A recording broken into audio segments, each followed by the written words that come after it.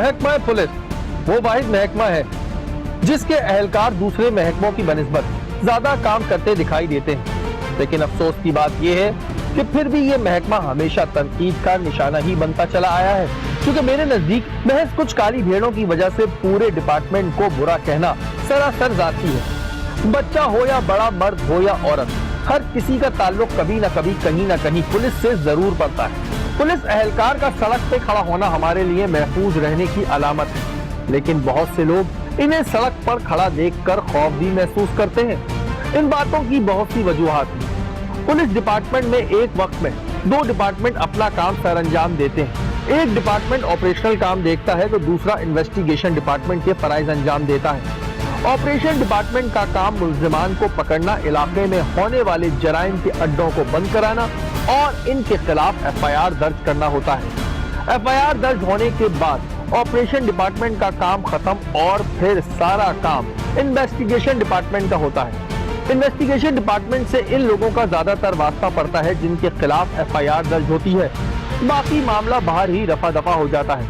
Investigation department की report के ऊपर ही फैसले का दारोमदार होता है। लेकिन क्या इन्वेस्टिगेशन डिपार्टमेंट अपना काम दयानतदारी और ईमानदारी से अंजाम दे रहा है? हमने आपको थाने में मौजूद दो डिपार्टमेंट के बारे में आगाह किया।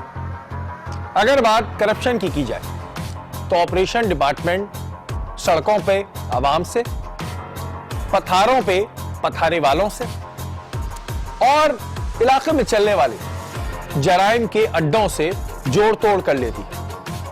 लेकिन इन्वेस्टिगेशन डिपार्टमेंट या तो सिर्फ मुजरिमों से पैसे लेती है या फिर उन मासूम लोगों से जो इनके शिकंजे में फंस जाते हैं।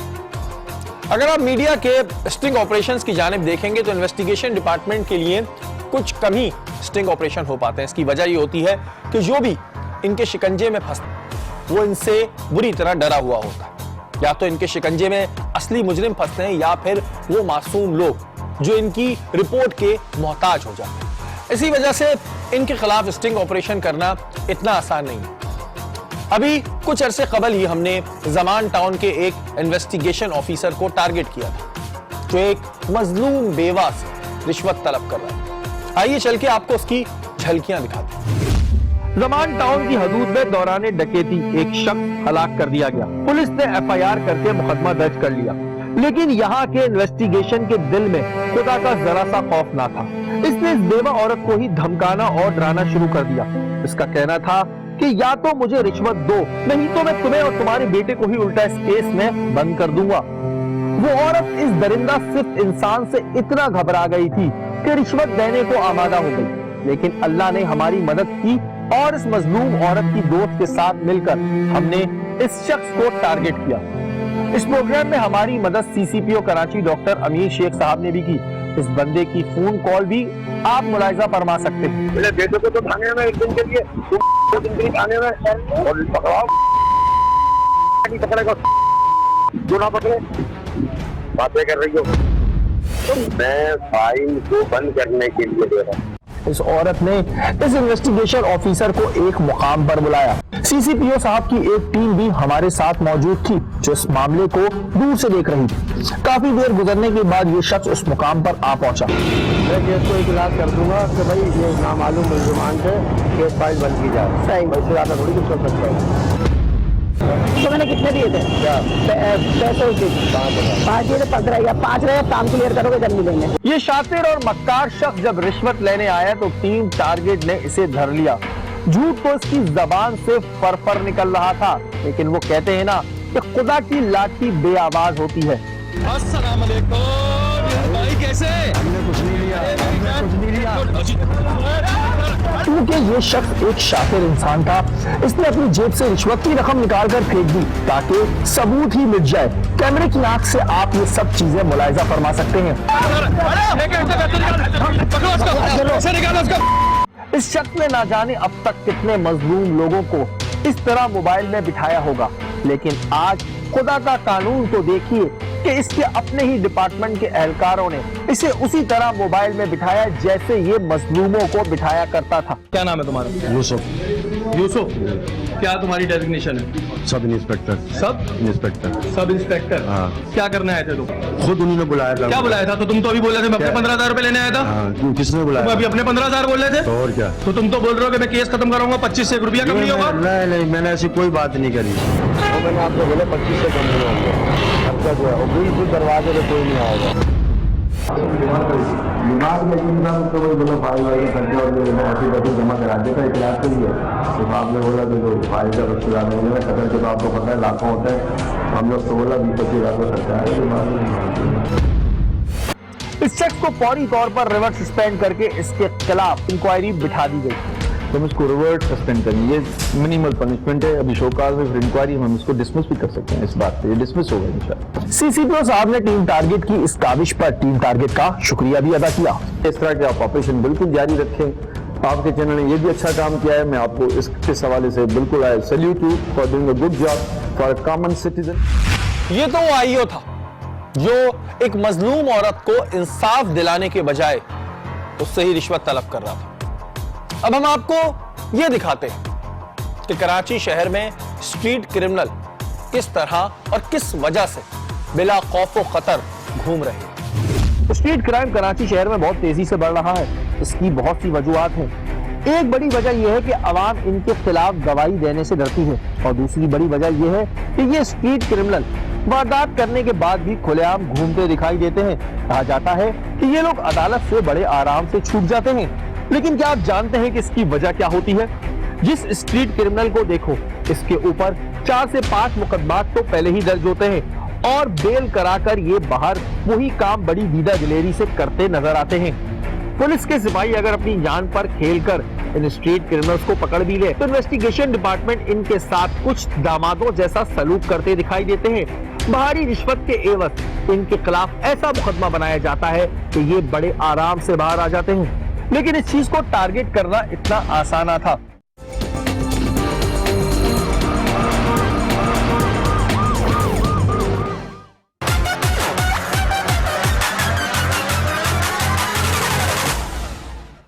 अब सवाल यह पैदा होता है कि इन जैसे लोगों को किस तरह टारगेट किया जाए, क्योंकि दोनों तरफ ही माशरे में मौजूद काली भेड़ है और एक काली भेड़ दूसरी काली भेड़ को पकड़वाने में हमारी मदद क्यों करेगी। लेकिन टीम टारगेट ने इस बार कुछ ऐसा किया जो इससे पहले पाकिस्तानी मीडिया की तारीख में नहीं हुआ होगा। पाकिस्तानी मीडिया की तारीख में पहला मुनफरिद वाकया जब एक चोर ने दूसरे चोर को हमारा टारगेट बनवाया। आज से कुछ अरसे कबल टीम टारगेट स्ट्रीट क्रिमिनल्स पर प्रोग्राम कर रही थी। हम जानना चाहते थे कि आया ऐसी क्या वजह है जिनकी वजूहात पर इतने स्ट्रीट क्रिमिनल पैदा होते जा रहे हैं। हमने काफी थानों के अंदर विजिट किया और स्ट्रीट क्रिमिनल्स के इंटरव्यू किए कि वहीं हमारी मुलाकात एक प्रोफेशनल स्ट्रीट क्रिमिनल से हुई जो काफी सालों से स्ट्रीट क्राइम के वाकयात में मुलविस था। कितना अर्सा हो गया तुम्हें काम करते हुए? हो गए 4-5 साल हो गए। 4-5 साल हो गए। कितने लोग आ गए तुम्हारा? 5 लड़के हो गए। और असला कहाँ से मिल जाता है? इसलिए तो सर वो अली बोर्ड से मिल जाता है, मतलब पठान बेचते हैं वहाँ पर 15,000 20,000 बगैर लाइसेंस के? बगैर लाइसेंस के। इसका कहना था कि यहाँ का SIO इन पर बहुत जुल्म करता है, इनको खाने को नहीं देता और रोजाना तशद्दुद का निशाना भी बनाता है। लेकिन इसकी वजह यह नहीं थी कि वो माशरे में मौजूद ऐसी काली भेड़ों से नफरत करता था, बल्कि इसकी वजह यह थी कि इस शख्स को रिश्वत चाहिए थी। इसका कहना था कि अगर तुम मुझे पैसे दोगे तो मैं तुम्हारे केस को हल्का कर दूंगा ताकि तुम्हें आराम से बेल मिल जाए, वरना मार मार कर तुम्हारी हड्डियां तोड़ दूंगा। टीम टारगेट ने इस शख्स का बयान रिकॉर्ड कर लिया। इमरान, ये बताओ कि तुम्हारे केस का जो आईओ है क्या कह रहा है? सर पैसे मांग रहा है वो, पैसे मांग रहा है केस हल्का करने के।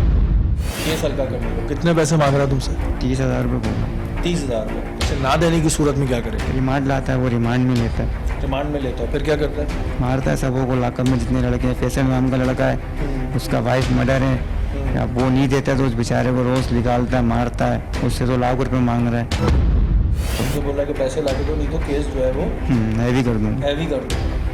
ठीक है जी, ये क्योंकि हमारी बात इस तरह नहीं हो पा रही थी इससे, लेकिन बस किसी थ्रू हम इस बंदे से बात कर पा रहे। खाना और ये चीज़ें मिल रही है तुम्हें?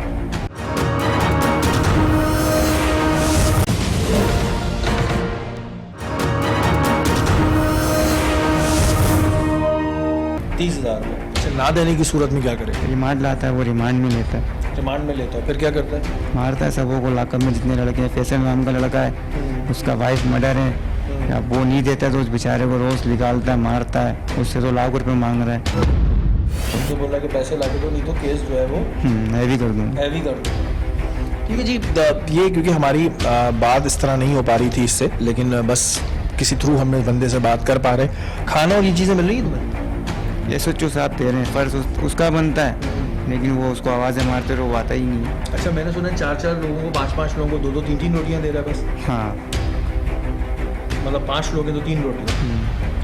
ठीक है जी, मैं आपको फिर बताऊं कि हमारे लिए बड़ा मसला होता है, और ये क्योंकि ये भी कैदी है और इससे बात करना इतना ईजी नहीं होता, लेकिन एक सोर्स के थ्रू हम बात कर पा रहे हैं। और अब हम कोशिश करेंगे उस शख्स को टारगेट करने की जो पुलिस में है, लेकिन वो काम ऐसे कर रहा है कि वो खुद इन बच्चों को या इन लोगों को मजीद जो है वो कैदी या मजीद जो है बड़ा क्रिमिनल बनाने में उसका हाथ होता है, और इसी वजह से भी उसको हम टारगेट करेंगे। उस स्ट्रीट क्रिमिनल का बयान तो हमारे पास मौजूद था, लेकिन परेशानी ये थी कि आया टारगेट करें तो कैसे करें, क्योंकि ये स्ट्रीट क्रिमिनल कभी भी इस एसआईओ के खिलाफ नहीं जा सकते। इसी वजह से टीम टारगेट ने एक मीटिंग तश्कील की। इस टीम मीटिंग में इस बात का फैसला किया गया कि हम इस स्ट्रीट क्रिमिनल के रिश्तेदार बन के इस एसआईओ से मुलाकात करेंगे, और ये टास्क हमारे लिए बहुत मुश्किल था, क्योंकि हमारी जरा सी गलती हमारा पूरा राज पास कर सकती थी। लेकिन हमने इस काली भेड़ की असलियत को बेनकाब करने के लिए ये रिस्क लिया। हमारे एक नुमाइंदे ने इस एसआईओ को मोबाइल नंबर पर कॉल की। ये शख्स पैसों की लालच में इतना अंधा हो गया था कि इसने फौरी तौर पर हमसे मुलाकात करने की हामी भरी। हमारे कुछ नुमाइंदे कबाड़ का काम करने वाले बनकर इस एसआईओ के दफ्तर जा पहुंचे। जो हम कबाड़ का काम करते हैं नंबर पे मौसूफ फरमाने लगे कि कबाड़ियों के पास तो बहुत पैसे होते हैं,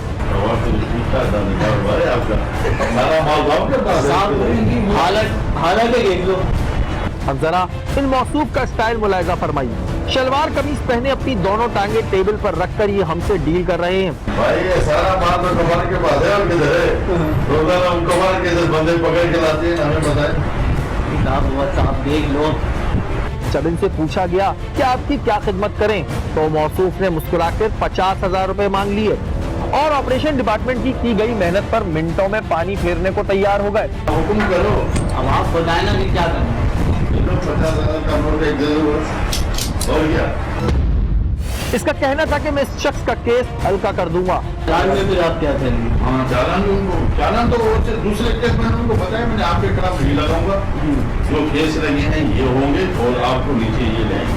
लेकिन उनसे ये बात की, मैंने बोला 50 होगा, आप बोला उसमें 5-10 हजार कम कर लेना। उसमें जब मैं छोड़ने जा रहा था तब मुझसे रो रहा। इन मौसूफ ने इतना तक जानने की कोशिश नहीं की कि आया हम इस स्ट्रीट क्रिमिनल के रिश्तेदार हैं भी या नहीं। इन्हें तो बस हरे हरे नोट दिखाई दे रहे थे। हम आपको बताएं,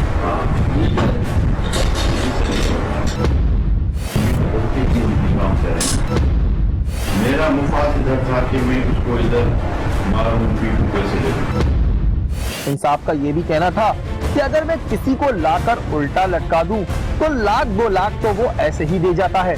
ये रोजाना हमारे पास रोजाने बन जाते हैं। रोजाना क्या होता है, ये तो हमारे को 40-50 हजार को हमारे को मिलते हैं, हमारे को इसको दे के जाते हैं, वरना उल्टा करते हैं, उसमें ले जाते हैं। ट्रांसफर करने को वो बोलते हैं कि जो मांगो बोलो, पैसे नंबर मिला के दो, भाई का बाप वालद का हम बात करते हैं। तो आपके पीछे एक केस भी नहीं रहेंगे, न और तेरह नहीं करेंगे, तो केस का तो बाकी वो उधर से केस हम आपका सिटी कोर्ट कराते हैं। अब हम क्या क्या लाएं, आप बताएं हमारे लिए क्या। आपका मदद करें ना, कोई हम आपसे कोई और तो चीज नहीं मांग रहे ना। हाँ, बल्कि चालान पेश करेंगे ना, चालान पेश करेंगे, लेकिन वो चालान दहशत सेंट्रल जेल में वो केस चलते हैं ऐसे, वो उधर नहीं चलने, इनको हम फिर सिटी कोर्ट में ले आएंगे, इधर और जज चलाएंगे। भाई उनको फायदा दे रहे हैं, हमको कौन सा उनको नुकसान दे रहे हैं। बिला आखिर 30,000 रुपए में हमारी और इसकी डील तय हुई। तुम्हारी मर्जी है, मैं नहीं बोलूँ बस। नहीं, जब हमने भाई बन वाली बात करी बस 30 कर दो। मैं तुम्हारे को आए हो 5 लाख बंदे आए मेरे भाइयों, मैं तुम्हारे को बात छोड़। ये तो 30,000 तो मैंने आपको क्या बोला, 1 मिनट में फोन करा दीजिए, वो आ जाते हैं। मौसूफ फरमाने लगे, मैंने अभी कुछ अरसे पहले ही एक कबाड़ी को उठाया था और खुद उससे ली गई रिश्वत का एतराफ भी करने लगे। उस दिन एक कबाड़िया लेके गया वो बैटरी ली थी 40,000 का देके गया। वो जा रहा था वो भी चोरी के केस में। वो बैटरी यही पड़ी है पीछे इधर पड़ी होगी देख लेना। फिर हम आपको कल भेज देते हैं पैसे। ये शख्स इतना गिरा हुआ इंसान था कि इसने जाते जाते भी हमारे नुमाइंदों से कहने लगा कि अरे कुछ तो दे जाओ। ऐसा लग रहा था जैसे कोई पुलिस वाला नहीं बल्कि भिखारी हमसे भीख मांग रहा हो। पैसे आज दे दो कुछ दे के जाओ कुछ बाकी कल दे देना। साहब अभी तो बिल्कुल हम माल समझ लें, हम माल छोड़ के आ रहे हैं। अब आप खुद इस बात का फैसला कीजिए कि क्या ऐसे होते हैं इन्वेस्टिगेशन ऑफिसर? क्या ये शख्स किसी तरह भी इन मुजरिमों से कम है जो इन्हें खुद मशवरे दे रहा है कि किस तरह वो कानून से बच सकते हैं? क्या ये शख्स इस मकरू अमल में बराबर का जिम्मेदार नहीं?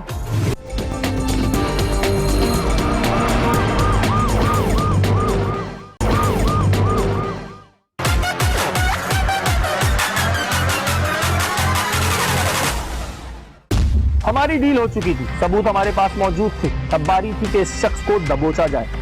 हमने प्लान के मुताबिक अपने नोटों के नंबर अपने पास दर्ज किए और इस शख्स से राब्ता करके थाने की तरफ जा पहुंचे। नाज़रीन, जैसे कि आप लोग जानते हैं कि इस वक्त हमारा ट्रैप चल रहा है और हम लोग ट्रैप कर रहे हैं अल-फलाह थाने के इन्वेस्टिगेशन ऑफिसर को। अब्बासी साहब इनका नाम है, मीर मोहम्मद अब्बासी। और अफसोस की बात यह है कि हमारे यहाँ ये सवाल होता है कि जी ये मोबाइल चोर या डकैत इतनी जल्दी कोर्ट से कैसे छूट जाते हैं। तो उसका जिम्मेदार होते हैं ऐसे इन्वेस्टिगेशन ऑफिसर। ये करते ये हैं कि डकैतों से पैसे लेते हैं और इनके केस को इतना वीक कर देते हैं कि जब वो कोर्ट में जाते हैं तो उनको आराम से बेल मिल जाती है। आज भी जो हमारे पास फुटेज मौजूद है इसमें ये साहब बोल रहे हैं कि मैं इस बंदे को बहुत आराम से रिलीज करा दूंगा और जो है इसका केस हल्का कर दूंगा, इस पर केस नहीं डालूंगा और इसका कोर्ट केस जो है वो सिटी कोर्ट में ले आऊंगा। अदरवाइज मेरे लिए तो बहुत आसान है, मैं किसी को उल्टा लटकाऊं, लोग लाख 2 लाख रुपए दें। 50,000 रुपए की डिमांड की, उसके बाद मामला 30,000 रुपए पे तय पाया। यानी कि वो बंदा जो 40 से ज्यादा वारदातें अपने मुंह से जो है वो कबूल कर रहा है, उसको छोड़ने के लिए उसके केस को वीक करने के लिए ऐसी काली भेड़े जो है वो पैसे तलब कर रही हैं। और अभी उसको बंदे को भी नहीं पता है, वो जो डकैत है, वो जो मोबाइल स्नैचर है, उसको भी नहीं पता है कि जी हम उसकी फैमिली बन के इन साहब से मिलनी है। और ये इस वक्त में वो पैसे हैं जिसके जो नंबर है वो मैंने अपने मोबाइल में सेव कर लिए हैं। अभी हमारे नुमाइंदे जाएंगे और फिर जो आगे की सूरत हाल होगी वो आप खुद अपनी स्क्रीन पर देखेंगे। तो ये बताएं कि इसका केस हो जाएगा, सही हो जाएगा? ये भाई मैंने आपको बता दें इधर में ट्रांसफर करा दूंगा। ट्रांसफर नहीं हुआ ना, ट्रांसफर आपको अमन हम ऐसे बच्चे थोड़ी है भाई आपसे, ये नहीं थोड़ी है यार। नहीं वो असल में घबरा रहे ना, वो लोग घबराने वाले नहीं है, हम जो कराते बात करते हैं वही होती है, जबान बस एक होती है। अब जरा वीडियो मुलाहिजा फरमाइए जिसमें ये शख्स 30,000 रुपए रिश्वत की रकम गिन रहा है और साथ में ये भी कह रहा है कि आप दुआ करें कि मैं इस शख्स का काम करवा दूं। हम भाई हर चीज को समझते हैं, ऐसी कोई बात नहीं। बात वो है ना कि आपका इंशाअल्लाह ये दुआ करें कि उनका मसला में हल करा दें। ये आपको खुद को खुद पता चल जाएगा कि ये मसला हुआ नहीं हुआ। सही तो अल्लाह खैर करेगा, बेफिक्र रहें। ये बचपन गेम थोड़ी होती है, हमने जो तुम्हारे लिए इतना आसान कर देते हैं। हमारे देख सकते हैं फिर हम आप कोर्ट से जा रहे हैं? कोर्ट से सुबह आए तो रात में बोला कि जरा तो ये की मीटिंग अफसरों के पास गए तो 5-10 मिनट टाइम दिया। भाई यही तो होता सलाम तो बस क्योंकि इंचार्ज जो होता है उनको हर जगह वो ही जाना पड़ता है ना। कल फिर डीएसपी के पास मीटिंग है, ऐसे कैसे बस अल्लाह खैर करेगा, बेफिक्र। ये बड़े आराम से अपनी जेब में रिश्वत की रकम डालकर जाने ही वाला था कि टीम टारगेट ने इस पर धावा बोल दिया। अस्सलाम वालेकुम। आज मीर साहब पैसे निकालना। किसके जो भी लिए मेरे पास नहीं आया, कोई बात नहीं, आ जाओ भाई, जल्दी निकाले पैसे। बैठो बैठो, कोई बात पैसे निकाले, पैसे आराम से बैठे दे दे मुझे पैसे, जल्दी दे, जल्दी निकाले। लेकिन ये शख्स पिछले आईओ की तरह शोर शराबा नहीं कर रहा था, ये तो बड़े आराम से हमारे काबू आ गया। सर ऐसी बात अरे पैसे तो निकाले, आओ तो मैं पैसे दे पैसे आप दे दें, पैसे पूरी वीडियो बन चुकी है, पूरी वीडियो आपकी बन चुकी है। पैसे तो दे, फिर बात करूंगा। मैं अपने 30,000 रुपए तो छोड़ ही नहीं सकता। नहीं आपके मैं बैठो मैं दे आप पैसे दे सर दे देता हूँ। पहले पैसे देंगे फिर पैसे आपको दे देता हूँ। मैं आपसे बात भी करता हूँ। बैठे आप हमारे भाई हो, बैठे। मैं आपको ले आता हूँ। कहाँ जा रहे हैं आप? मैं आपके दे रहे जेब से निकाले ना पैसे। नहीं जेब से निकाले अभी, जेब से निकाले यार, पीछे लगेगा। देखें मेरे पास और मेरे पास उनके नंबर है। इसे कुछ समझ नहीं आ रहा था कि आया वो क्या करे। पहले तो आए बाय शाय करने लगा, फिर हमसे ली गई रिश्वत की रकम अपनी जेब से निकालकर हमें दे दी। निकाले मेरे पास नंबर। वो बात नहीं मेरे पास नंबर है भाई। वो बात नहीं है। अब इधर आ जाए आप, इधर आए बैठे, आराम से बैठे ना आप। अब बारी थी कि इससे सवालात किए जाएं। क्या नाम है आपका पूरा? मीर मोहम्मद अब्बासी नाम है। मीर मोहम्मद अब्बासी। यहाँ पर क्या है आप? मैं SI हूँ। SIO है। अच्छा ये देखें, ये नंबर है। ये शख्स अपनी ही बातों में गोलमोल हो रहा था। इसका कहना था कि मैंने तो कोई रिश्वत ली ही नहीं। जो आपकी जेब से निकले ना नोट, नहीं मेरे ये सबके नंबर है मेरे पास। सर मेरे नहीं है वो, ना हमारे पास इनका केस ये है। देखें, ये तो देखें, 1 2 केस ही नहीं है। 3 4। अब मैं आपसे बात करता हूँ। ये आपने देख लिया जी, करें। ये नंबर और ये नोट। अब अब्बासी साहब बात शुरू करते हैं। आप मुझे ये बताएं, आप इधर SIO हैं। जी सर। इमरान का केस आपके पास है? जी सर। इमरान क्या है? क्रिमिनल है सर। क्रिमिनल है, पक्की बात है? जी सर। कितने मुकदमात में मुलव्वस है? इधर तो 2 में है सर। 9 में। वैसे कितनी दफा जेल गया हो? पहले भी गया हुआ है। पहले भी गया जी सर। काफी दफा जा जी सर। चुका। अच्छा ये लोग आपके पास क्यों आए थे? ये तो आए थे उनके केस के, बोला कि वकील के लिए उनको कब डेट है, कब चालान होगा। मैंने बोला कराएं तो आपने बोला कि पहले 50,000 रुपए दो। नहीं हमने नहीं बोला। दिखाना शुरू करूं आपको? हुक्म करो। अब आप बताए ना कि क्या करना है। 50,000 का नोट है, दे दो। और क्या सर, अभी ये तो आते रहते हैं हमारे पास, जो पुलिस की बातें होती रहती हैं, लेकिन हम किसी से नहीं, आपने बोला 50,000 का नोट दो पहला। उसने कहा कि मुझे जो है वो अपना क्या कहते हैं, मैं केस हल्का कर दूंगा, सिटी कोर्ट में चले जाएगा। ये बातें करी हैं आपने? फिर बड़ी मासूमियत से ये बात कहने लगा कि सारे पुलिस वाले ऐसा ही करते हैं। मुझे ये शख्स अपने हवास में नहीं लग रहा था। सर ये तो करते रहते हैं, पुलिस का काम है। आपका काम है डकैतों को छोड़ना। छोड़ने हम छोड़ा आप कभी। उसको इतना स्लो कर देंगे, आप उसका केस इतना हल्का कर देंगे कि उसके बाद वो कोर्ट जाके वैसे ही छूट जाएगा। ये शख्स जिसकी सर्विस को 32 साल हो गए थे, ये कुछ का कुछ बोले चला जा रहा था। क्यों मतलब भाई साहब क्यों? ये आप परवेज उमरानी साहब को पता है ये बात? सर देखो उनसे ना, पूछ के लिया मेरी आपने? बात सुनो, पैसे वगैरह किससे हम नहीं लिए। अभी 30,000 रुपए किसी से? नहीं हमने नहीं लिए किसी। ये जो आप मसला में हल कर, ये आपको खुद पता चल जाएगा कि ये मसला हुआ नहीं हुआ। आपकी जेब से निकला? नहीं सर, हमसे नहीं निकले। ये शख्स कभी मुझे अपना भाई बोलता तो कभी मीडिया में मौजूद अपने दोस्तों की धौंस लगाता। आप हमारे भाइयों, मेरे भाईजान, मीडिया में मेरी बात है, देखो ना, भाई मीडिया में हो, आपका भाई किसी चैनल का मालिक हो? करते नहीं है, लेकिन हमने ये जो है ना, बात सुनो, गलत काम नहीं करते। बात सुनो, मेरी बात सुनो। ये आते रहते हैं रोजाना, इनकी माँ बात है, लेकिन हमारा कोई किससे ताल्लुक नहीं है। 30,000 रुपए किसी के लिए? हमने लिए ही नहीं है। तो ये आपने अपनी जेब से? नहीं दिए, हमने नहीं दिए। और अभी जो वीडियो बनी है वो भी है सर, बिल्कुल है, लेकिन हमने इनसे कोई केस, हमारे पास मुलजिम और जेल कस्टडी है, मुझे पता है। हमारे पास है ही नहीं। हाँ। बात सीधी है सर। तो आपने क्यों कहा कि मैं चालान इतना हल्का पेश करूंगा? ये तो सर आते हैं, यार दोस्त से फोन करा के आते हैं, यार दोस्त, अभी उनको मुतमिन करना पड़ता है ना। आप केस को इतना हल्का कर देंगे उनको बेल मिल जाए? हम नहीं कर सकते, हमारे हाथ में नहीं अच्छा, तो है। 30,000 रुपए आपका फ्री में ले रहे हैं? हमने लिए ही नहीं है सर। आपने पैसे नहीं लिए, ये जो आपकी जेब से निकले? नहीं, हमारे जेब से नहीं निकले। निकाले मेरे पास नंबर। वो बात नहीं मेरे है। पास नंबर है भाई। लेकिन वो बात नहीं है। अब इधर आ जाए आप। आप ये कह रहे थे कि हम तो उल्टा लटकाते हैं तो लोग 1-2 लाख रुपए दे जाते हैं। तो पुलिस को तो जैसे ऐसे नहीं करेंगे तो क्रिमिनल कैसे होंगे? कम आपसे कल भाइयों, कल आपके कोई इसके वीडियो वाले से या कोई कैमरा वाले से ले जाए, हाँ। तो उसको फिर हम ऐसे ही करेंगे ना। जाहिर है हमारा काम है। मैं आपको बात बताता हूँ। अब एक पुलिस वाला SHO ने तो पकड़ के दे दिए। जब आप लोग उनको रास्ते दिखाते हैं निकलने के, तो उनको पता है कि यार हमने इन्वेस्टिगेशन वाले को 30-40 हजार में खरीदना, उसके बाद जो करना है कर ले। नहीं 30,000 रुपए आपकी जेब से निकले, आपने खुद निकाल के दिए? नहीं, हमारे हम किसी को रियायत नहीं अच्छा, आपने 30,000 रुपए नहीं लिए? नहीं सर, हमने नहीं लिए।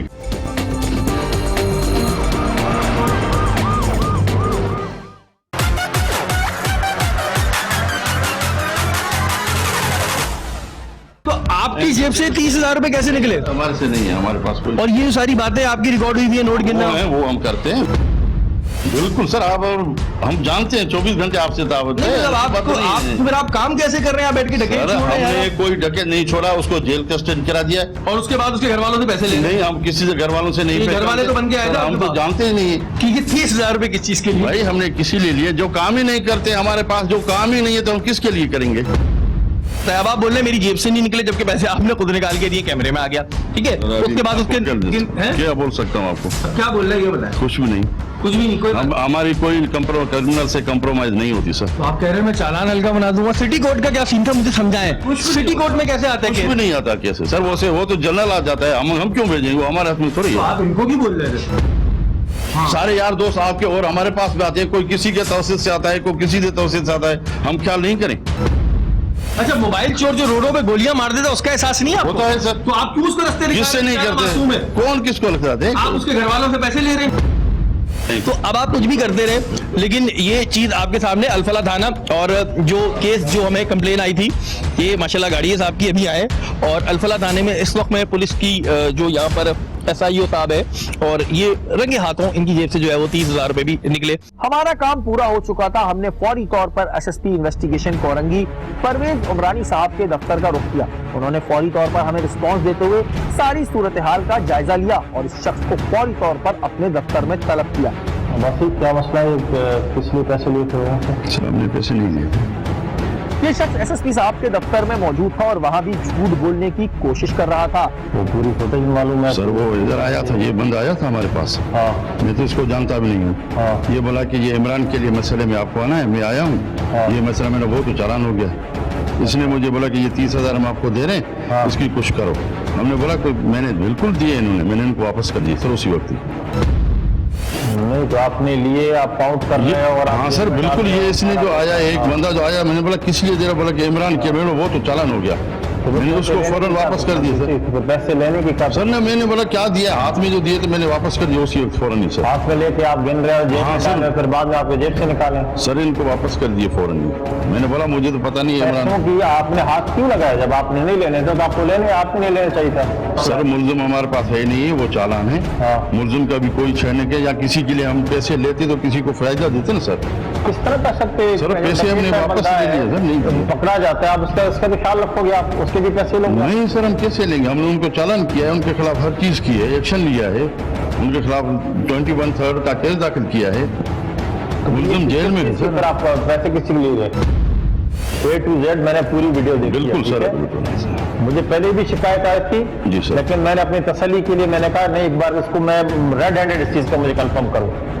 सर, हमने ठीक है ना, ये कोई तरीका नहीं है। नहीं होगा। आप लोगों को क्लियर पैगाम था ना। लेकिन SSP साहब ने इसे फौरी तौर पर रिवर्स सस्पेंड करके इसके खिलाफ इंक्वायरी बिठा दी। और ये ऐसे नहीं चलेगा काम यहाँ पे। इसको आज ही अभी इसको रिवर्स सस्पेंड की एंट्री चला दो, इसको वो करा दो, मैं इसका आदेश कराओ, अभी बना दो।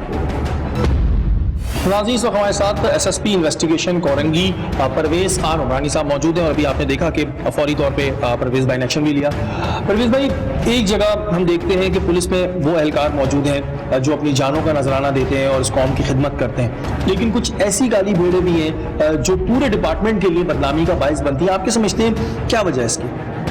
देखें, एक तकरीबन 35,000 की फोर्स है, कराची की अगर हम बात करते हैं तो उसमें चंद परसेंटेज यकीनन, जिस हर डिपार्टमेंट में होता है, तो हमारे डिपार्टमेंट में भी इस तरह के लोग हैं। तो उसी में जैसे अभी आपने एक स्टिंग ऑपरेशन ये किया है और वो बंदा आइडेंटिफाई किया है, और हमारे जो अफसर है, जो मैं समझता हूँ कि बहुत ही घनौनी इसने जो हरकत की है, तो ये आइडेंटिफाई हो गया, तो इसके खिलाफ अभी इसको रिवर्स सस्पेंड भी किया है और बाकी भी डिपार्टमेंटल कार्रवाई होगी इंशाल्लाह, ये बढ़तेगा। अच्छा परवेज भाई, अमूमन आवाम के जहन में एक ये कॉन्सेप्ट होता है कि जी अगर इन्वेस्टिगेशन ऑफिसर हमारे साथ कुछ कर रहा है तो हम कहाँ जाए? तो इधर आपका कंप्लेन सेल थोड़ा सा आवाम को बताएं कि अगर खुदा न खास्ता किसी के साथ कोई ज्यादती हो रही है, चलें ये तो डकैत थे, वैसे किसी के साथ ज्यादती हो रही है तो उसका तरीकेकार क्या होना चाहिए, किस तरह आपसे रब्ता किया जाए? देखिए, इस चीज़ का तो हमने ऑलरेडी अपने ऑफिस में कंप्लेंट सेल है हमारा, और अगर कोई भी शिकायत होती है तो तमाम उन लोगों को मैं अभी भी मैसेज ये देता हूँ कि उनके अफसरान बाला तो जो भी एसपी है इन्वेस्टिगेशन का है या डीएसपी है, उनसे ज़रूर एक बार चले जाए उनके पास। आजकल सिर्फ पॉलिसी यही है कि इन लोगों को आइडेंटिफाई करना है, इन लोगों को निकालना है और इन लोगों को जाहिर करना है जो हमारे डिपार्टमेंट को खराब कर रहे हैं। प्रवीण भाई, एक चीज और हम ये जानना चाहते हैं कि अमूमन लोग ये कहते हैं कि जी हम पे जाली एफआईआर कट जाती है, गलत एफआईआर कटती है। क्या एफआईआर कटते ही अरेस्ट करना जरूरी होता है या फिर इन्वेस्टिगेशन के बाद अरेस्ट करना चाहिए? थोड़ा सा क्लियर कीजिए। हमने ये किया हुआ है कि जब तक लोगों के अगेंस्ट कोई सॉलिड एविडेंस नहीं हो, अरेस्ट नहीं होना चाहिए। ये अहकाम जारी किए हैं अभी हमने सब में, तो इसीलिए हम सुपरवाइज भी करते हैं और काफी केसेस हमारे पास हुए जाली हुए, हमने बिल्कुल उनको झूठा केस करवा के रिपोर्ट भिजवाया है। परवेज भाई, क्योंकि इन्वेस्टिगेशन डिपार्टमेंट एक बड़ा अहम रोल है, मैं कहता हूँ बैकबोन है, क्योंकि ये ऑपरेशन पकड़ के देता है लेकिन उसके बाद काम आप लोगों का शुरू होता है और चेन टू चेन होता है। किस तरह देखते हैं आप? और ये जो हमारे यहाँ अगर हम बात करें स्नैचर्स की, मोबाइल स्नैचर्स की, ये क्यों इतनी जल्दी बाहर आ जाते हैं? क्या एविडेंस की कमी होती है या फिर लोग मुद्दई नहीं बनते हैं और कोर्ट नहीं जाते हैं? देखिए, इसमें जो सबसे बड़ा इशू है कि प्राइवेट कंप्लेनेंट्स जो है ना, प्राइवेट विटनेस वो हमारे पास नहीं आते। प्राइवेट विटनेस जब तक सोसाइटी के लोग वो खुद आके इस चीज़ को फॉलो नहीं करेंगे, केसेस को थोड़ा सा पुलिस के साथ ताउन नहीं करेंगे या जिस तरह की जो शहादत होती है, जो गवाही होती है, वो आपके कोर्टों में देंगे तो बिल्कुल इन लोगों के अगेंस्ट सजाएं जरूर होंगी। पब्लिक को कोई मैसेज देना चाहते हैं किसी भी हवाले से तो आप दे सकते हैं। लेकिन पब्लिक को यही कहूँगा कि पुलिस पे कॉन्फिडेंस रखें, एतमाद रखें। आपका ये इदारा है, आपकी सोसाइटी के लोग हैं, इसमें अच्छे लोग भी होंगे, इसमें बुरे लोग भी होंगे। इसी तरह जैसे आज का आपने आइडेंटिफाई किया है कल्प्रिट जो हमारा ये ऑफिसर था, उसके खिलाफ एक्शन लेंगे। तो बाकी ये नहीं कि पूरा इदारा खराब होगा। इदारा आपके लिए ही है, आपके तहफ़्फ़ुज़ के लिए, आपके लिए जाने भी देते हैं, आपके लिए कुर्बानियाँ भी देते हैं। इन पे एतमाद करें, आगे आएँ, इनके साथ बढ़ें, हाथ मिलाएं, इनको भी गले लगाएं। इनके साथ आप जितना ताउन करेंगे इंशाल्लाह आप भी बढ़ चढ़ के देखेंगे, पुलिस भी उससे ज़्यादा अपने शाना बशाना लोगों के साथ काम करेगी। बहुत बहुत शुक्रिया सर आपका, थैंक यू सो मच। जी नाज़रीन, आपने हमारा आज का प्रोग्राम देखा। आपने देखा कि पुलिस पे मौजूद कुछ काली भेड़ें पूरे डिपार्टमेंट को बदनाम करने पर तुली है, जो कि बहुत गलत बात है, क्योंकि कुछ काली भेड़ों की वजह से पूरे डिपार्टमेंट को बुरा कहना गलत है। यहां पे दरखास्त करूंगा सीसीपीओ कराची आईजी सिंध से कि जब भी हमने देखा है कि हम किसी काली भेड़ की निशानदेही करते हैं तो उसे रिवर्स सस्पेंड कर दिया जाता है, उसके बाद उसके लिए एक इंक्वायरी बिठाई जाती है। लेकिन आज तक कभी किसी इंक्वायरी कमेटी ने ना हमसे राब्ता किया और ना हमसे सबूत मांगे। इंक्वायरी होती है, उसके बाद कुछ लेन देन होती है और उसके बाद वही शख्स दोबारा बहाल होकर हमें कहीं और दिखाई देता है और फिर यही तमाशा करता है। तो खुदारा इस बारे में जरूर सोचिए, क्योंकि ऐसे लोगों को दोबारा वर्दी पहनने का हक नहीं जो इस वर्दी के साथ मुखलिस नहीं। इस बारे में सोचना है आपको। अगर आपके इर्द-गिर्द कोई भी गैर कानूनी काम हो रहा हो या फिर आप टारगेट की टीम का हिस्सा बनना चाहते हैं तो आप हमें ईमेल कीजिए। हमारा ईमेल एड्रेस इस वक्त स्क्रीन पे आ रहा होगा। अगले हफ्ते फिर हाजिर होंगे टारगेट के किसी नए प्रोग्राम के साथ। तब तक के लिए अपने मेजबान शहरी को इजाजत दीजिए। अल्लाह ने के बाद।